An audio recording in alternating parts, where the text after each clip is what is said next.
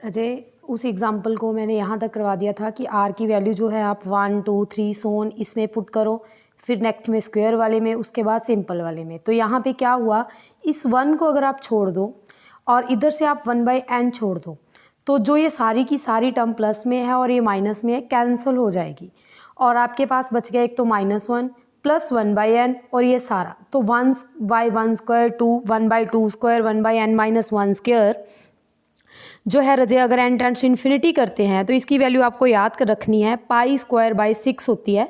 Actually में ये value निकल भी जाती है, मैं आपको ये एक्सप्लेन बाद में करके बताऊंगी। तो ये आपके पास आ गया π²/6 -1।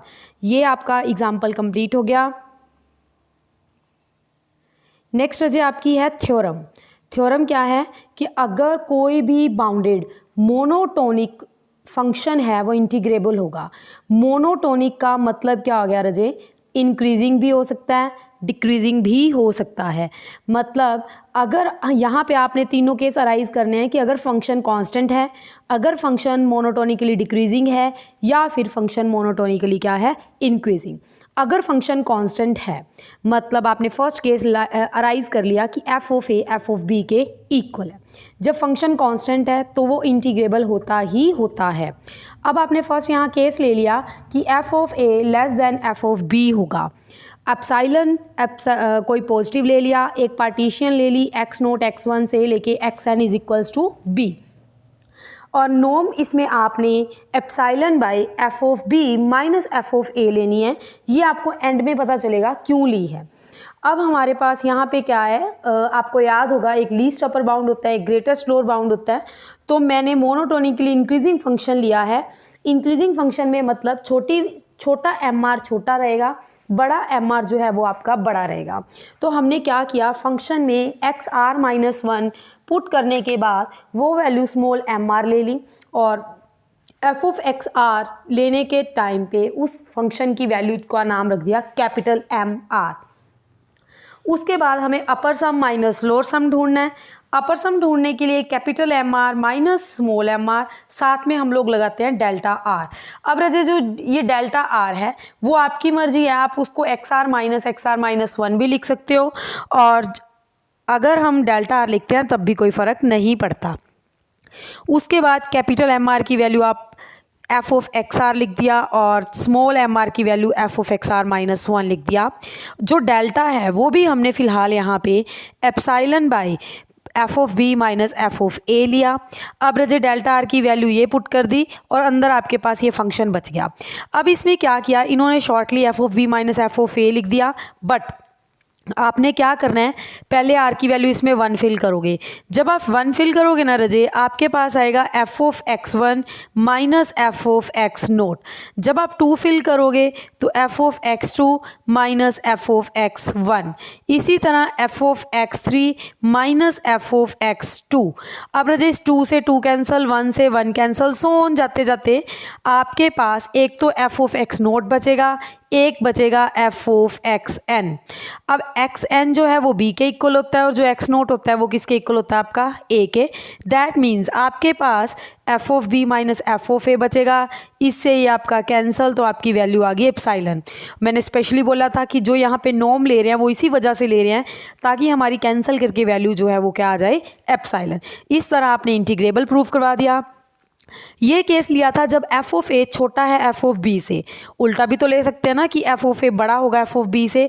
डिट्टो चलना है, सिंगल फ़र्क है, वहाँ आपने F of B minus F of A लिखा है, यहाँ आप लोग F of A minus F of B जो अराइज करोगे।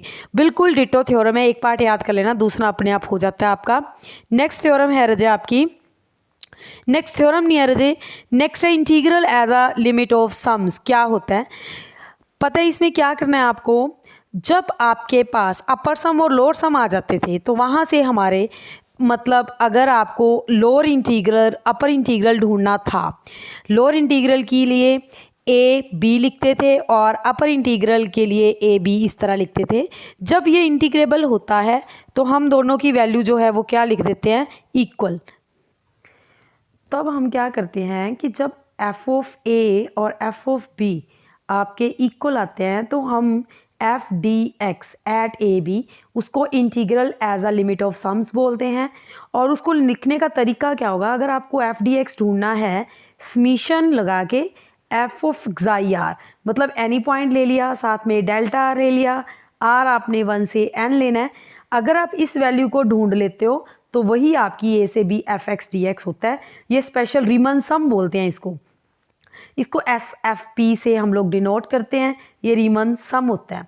नेक्स्ट है रजे आपका सेकेंड डेफिनेशन ऑफ इंटीग्रेबिलिटी। अब क्या है सेकेंड डेफिनेशन, कि अगर आप रीमन सम ढूंढ लेते हो, रीमन सम मतलब F of एक्साई R delta are summation 1 to n, इसमें से जो एक पॉइंट है आई, उसको आप माइनस करो तो ये वैल्यू आपकी लेस देन क्या होनी चाहिए, एप्साइलन। अब जो आई होगा वो वही हो गया A to B F D X. कहने का मतलब जो मैंने अभी सम बताया रीमन सम, इधर से इंटीग्रेबल वाला, दोनों की अगर आप माइनस कर देते हो, अगर वो वैल्यू लेस देन एप्साइलन है, तब हम सेकेंड डेफिनेशन ये कहती है कि ये दोनों आपस में क्या होंगे, इक्वल। इसको integration of function F under second definition जो है हम लोग बोलते हैं। उसके बाद है एफ आपका बाउंडेड और इंटीग्रेबल फंक्शन है, नेक्स्ट थ्योरम है रजे। और अगर कोई पॉजिटिव नंबर डेल्टा है तो जो अभी मैंने स्टेटमेंट बताई है इसको अपन ने प्रूव करना है। इसके लिए एफ पहले बाउंडेड और इंटीग्रेबल फंक्शन लिया। इंटीग्रेबल और बाउंडेड के लिए कंडीशन होती है lower integral upper integral equal to होता है आपका सिंपल इंटीग्रल। उसके बाद अब आपने जो डार्बोक्स थ्योरम पढ़ी थी वो क्या थी कि अपर सम जो होता है वो रजे लेस देन होता है अपर इंटीग्रल प्लस एप्साइलन। जब इंटीग्रेबल दिया हुआ है तो अपर इंटीग्रल जो है वो सिंपल वाले में कन्वर्ट हो जाएगा। इसी तरह जो लोअर होता है वो लेस देन मतलब ग्रेटर देन होता है बट माइनस आ जाता है। तो उस हिसाब से पी आपने फिर पार्टीशन ले लिए, एक स्मॉल एम आर होता है, एक आपका कैपिटल एम आर होता है जो हमारा फंक्शन है, और एक्साई आर बीच में कोई पॉइंट ले लिया, फंक्शन इन दोनों के अंदर लाई करता है। पूरे को डेल्टा आर से आपने मल्टीप्लाई कर दिया, ये लोअर सम हो गया, ये अपर सम हो गया, और फंक्शन आपका एज इट इज़। अगर हम लोग बात करें जो लोअर सम है वो ग्रेटर होता है, यहाँ कंडीशन से अगर देखो F D x minus epsilon, जो अपर सम होता है वो इससे लेस होता है। तो अब क्या किया, लोअर और अपर इंटीग्रल ख़त्म कर दिए, ये चीज़ लेस देन इस सम से है और ये आगे लेस देन इससे है। तो देखो कॉमन दोनों में क्या है, एक्साई आर डेल्टा आर वाला A to B F D X दोनों में है, तो हम दोनों का मॉडुलस लेके लेस देन एप्साइलन लिख दिया। यही आपको यहाँ पे प्रूव करना था। नेक्स्ट थ्योरम क्या है, जो अभी आपने प्रूव किया है उसी का कन्वर्स हो गया कि F xi R delta are exist करता है, तब क्या होगा, F xi R delta are अगर एग्जिस्ट करता है और इक्वल टू आई है, तो अब अपन ने ये कहना है कि एफ रीमन इंटीग्रेबल है। पीछे वाले में आपको रीमन इंटीग्रेबल दिया हुआ था, यहाँ पे आपने प्रूव करना है। तो इसके लिए क्या प्रूफ है कि अगर हमारे पास एप्साइलन कोई पॉजिटिव है, F xi R delta are हमने आई माना हुआ है, तो हमारी वही पार्टीशन एक्स नोट x1 से लेके xn तक। और डेफिनेशन अब हम अपनी तरफ से लिख रहे हैं कि जो F xi R delta R minus I है, ये वैल्यू लेस देन एप्साइलन रहेगी। जब आप मॉडुलस लगाते हो, जब उसको खोलते हो, minus epsilon by 4 to epsilon by 4 होती है।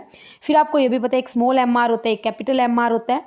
अब यहाँ पे आपको एक ये चीज़ याद रखनी है कि कैपिटल एम आर में से अगर आप epsilon by 4 with B minus है समथिंग ये वैल्यू है, लेस माइनस कर देते हो तो ये लेस देन होती है F of C R. C R any point on small M R है।